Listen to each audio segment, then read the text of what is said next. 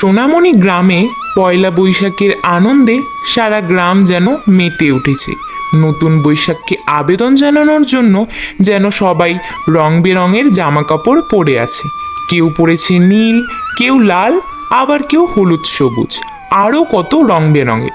দেখে মনে হচ্ছে যেন আকাশ থেকে রামধনু নিজে এসে গ্রামে ছড়িয়ে পড়েছে। শুধুমাত্র এই বাড়িটাই যেন রামধনু প্রবেশ করেনি। তাই তো তাদের পোশাকে কোনো রং নেই, আছে শুধু দারিদ্রতা। জামা কাপড়ের অবস্থা দেখে মনেই হচ্ছে তারা তাদের জামা কয়েক বছর ধরে কিনতে পারেনি। জামা কাপড় কেনার সামর্থ্য যে তাদের নেই, কারণ তাদের নুন আনতে পান্তা ফুরোয়। তাদের বাড়িতে যেমন রঙের কোনো ছোঁয়া নেই, তাদের জীবন থেকেও যেন রং জিনিসটা হারিয়ে গেছে। এই রংহীন বাড়িতে থাকে স্বামী স্ত্রী ও তার একটি ছোট মেয়ে। ছোট মেয়েটির নাম রবিনা। তার বাবা মা তার নামটি রঙের সঙ্গে যুক্ত করেছে, কিন্তু কে জানতো যে তাদের কপালে রঙের ছোঁয়াই নেই। রবিনার বাবার নাম ছিল রামু। রামুর 2 বছর আগে একটা জামা কাপড়ের দোকান ছিল। বন্ধন থেকে লোন তুলে রামু সেই জামা কাপড়ের দোকানটা দিয়েছিল, কিন্তু তার দোকানে আগুন লেগে যাওয়ার কারণে তার সব জামা কাপড় ও তার স্বাদের দোকানটি পুড়ে যায়।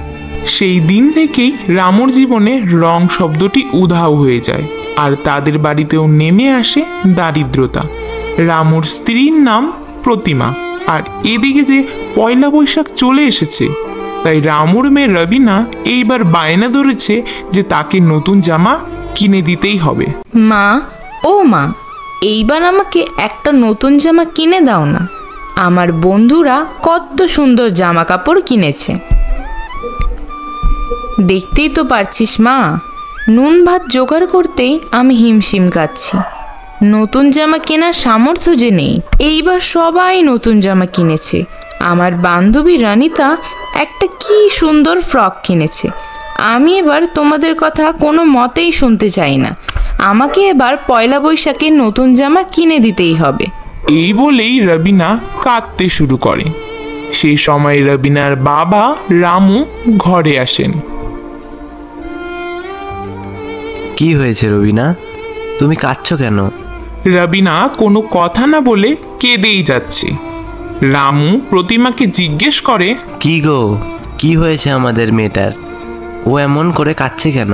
কি আর হবে, আমার পোড়া কপাল। মেয়েটা এবার নতুন জামা চেয়েছে। সে তো আর জানে না তার বাবা কোনো কাজের নয়।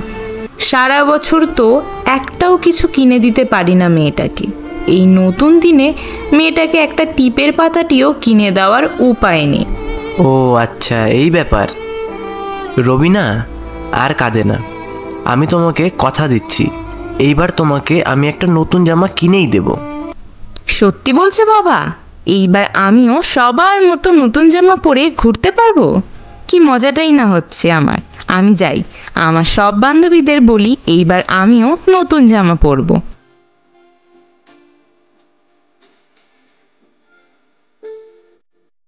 তুমি মেয়েটাকে মিথ্যে কথা না বললেই পারতে। আমি ঠিক ওকে ভুলিয়ে ভালিয়ে বোঝাতাম। তুমি কোথা থেকে জামা কিনবে শুনি? 1 টাকাও কি আছে তোমার কাছে? ও আমি ঠিক দেখে নেব, তোমাকে অত ভাবতে হবে না। এই কথা বলেই রামু বাড়ি থেকে চলে যায়। মেয়েটাকে তো বলে দিলাম যে এবার পয়লা বৈশাখে নতুন জামা কিনে দেব, কিন্তু আমার কাছে তো 1 টাকাও নেই। না, মেয়েটাকে যখন কথা দিয়েছি তখন মেয়েটার জন্য জামা আমাকে জোগাড় করতেই হবে। দেখি কোনো কাজ টাজ পাই কি না।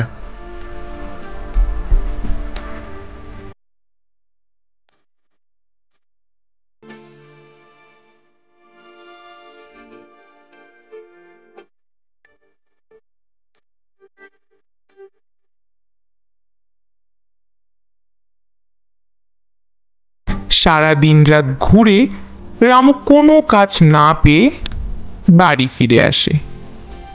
রামুকে দেখে তার মেয়ে বলে ওঠে, বাবা, তুমি এসেছো? আমার জন্য কি জামা এনেছো?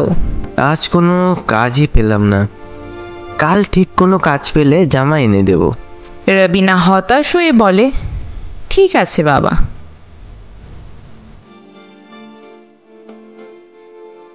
পরের দিন সকালে রামু ভোরবেলায় কাজের জন্য বেরিয়ে পড়ে। আজকেও সে কোনো একটাও কাজও খুঁজে পায় না।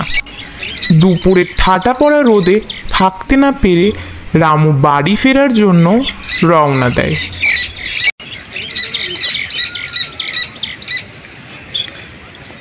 বাড়িতে যেতেই দেখে যে তার মেয়ে তার মার কাছে খুব কাঁদছে।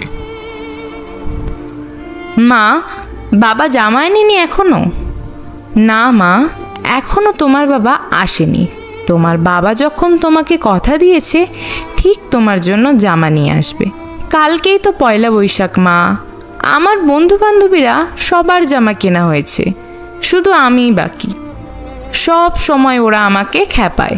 ওরা বলে তোর ছেঁড়া জামা, তোর সাথে আমরা খেলবো না। এবার আমি যদি জামা পরতে না পারি তাহলে ওরা যে আমার সাথে আর খেলবে না, আর আমাকে দেখে সবাই হাসবে। মন খারাপ করে না মা? ঠিক আছে, তোমার বাবা যখন জামা আনবে তখন তুমি ওদের ভালো করে দেখাবে। এখন ঘুমিয়ে পড়ো, ঘুম থেকে উঠলে দেখবে তোমার বাবা তোমার জন্য সুন্দর একটা জামা নিয়ে দাঁড়িয়ে আছে। রামু সব কথা শোনার পর, না, বাড়িতে গিয়ে কোনো কাজ নেই, যে করেই হোক কাল আমাকে আমার মেয়ের জন্য জামা কিনতেই হবে। রামু মনের দুঃখে হাঁটতে থাকে।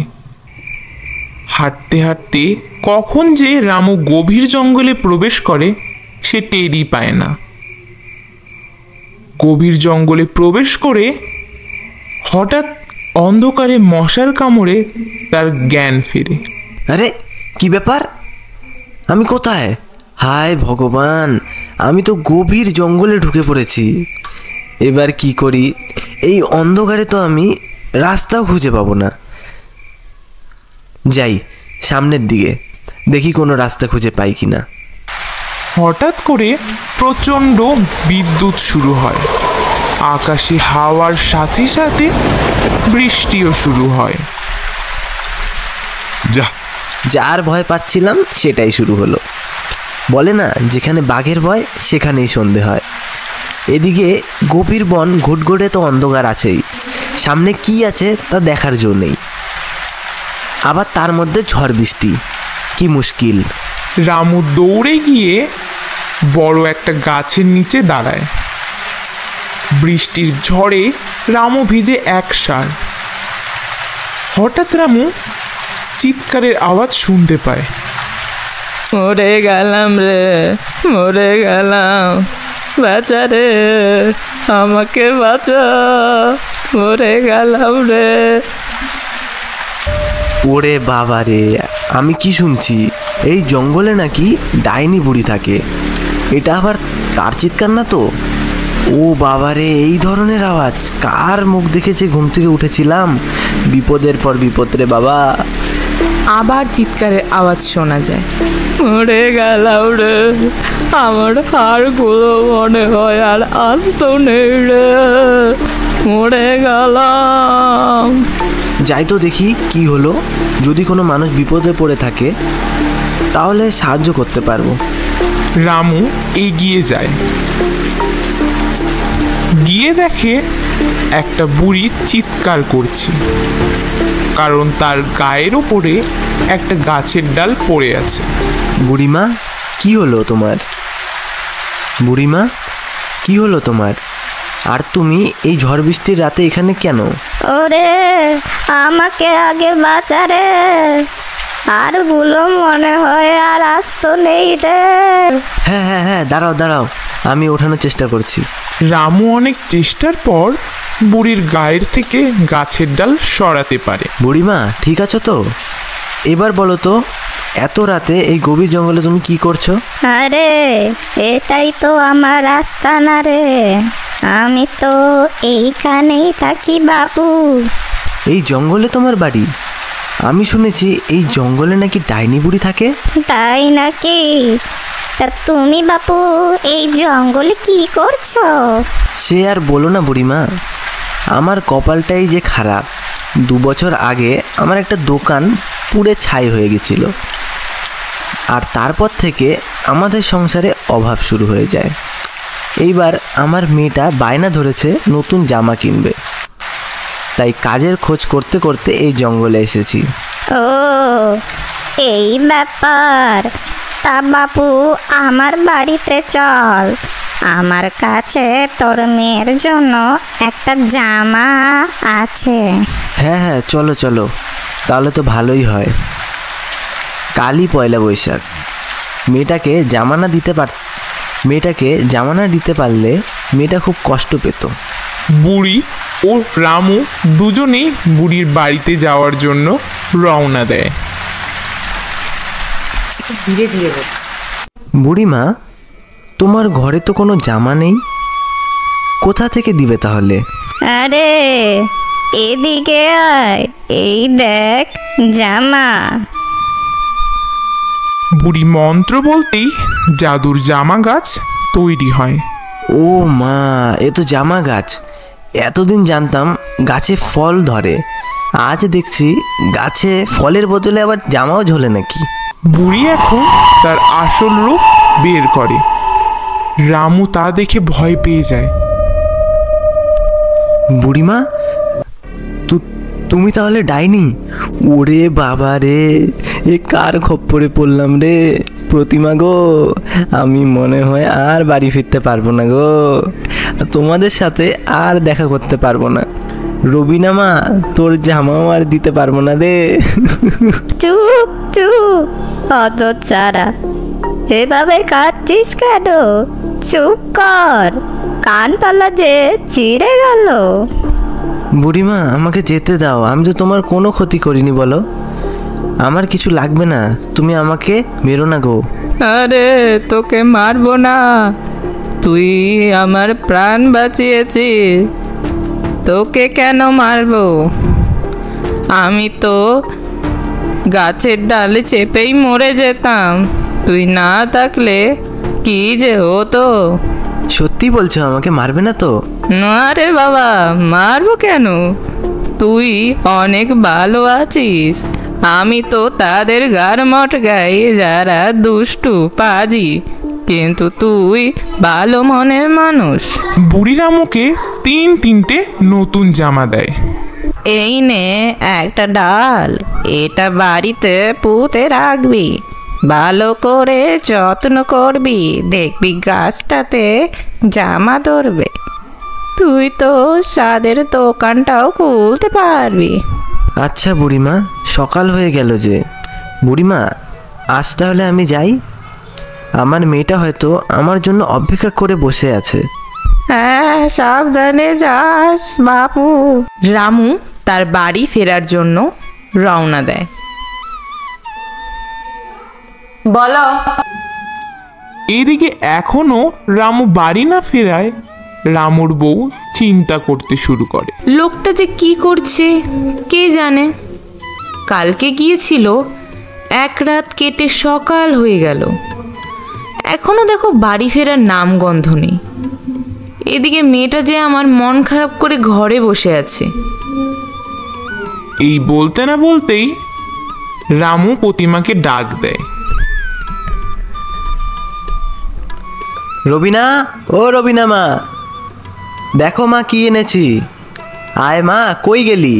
বাপরে বাপ, কি হলো? মেয়েটাকে ডাকছো কেন? জানি জামা আনোনি, তা কি এনেছো শুনি, যার জন্য এত ঘটা করে ডাকছো মেয়েটাকে? কে বললো জামা আনতে পারিনি? এই দেখো, একটা না দুটো না, একদম 3টে জামা এনেছি। রবিনা তার বাবা মার কথা শুনতে পেয়ে দৌড়ে আসে। বাবা, বাবা, আমার জন্য জামা এনেছো? আমি তোমার জন্য কখন থেকে অপেক্ষা করে আছি। আমার সব বন্ধুরা তাদের জামা পরে মেলাতে ঘুরতে গেছে, আমি যেতে পারিনি। এইবার আমরা সবাই নতুন জামা পরে মেলাতে ঘুরতে যাব। সবাই মিলে? তুমি তো শুধু রবিনার জন্য জামা এনেছো, আমারটা আর তোমারটা তো নেই। কে বলেছে নেই? এই নাও গিন্নি, এটা তোমার শাড়ি।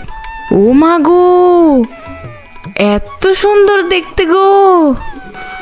তা তুমি এত টাকা কোথায় পেলে যে এত জামা কিনে এনেছো? আরে আমার সাথে একটা ঘটনা ঘটে। রামু তার স্ত্রীকে গভীর জঙ্গলের সব ঘটনা খুলে বলে।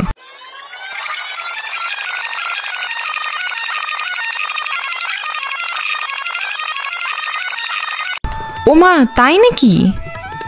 কথায় আছে, যা শেষ ভালো তা সব ভালো।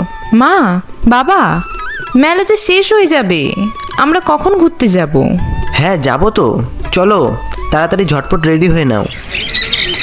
রবিনা, রামু, প্রতিমা তাদের নতুন পোশাক পরে মেলাতে যায়।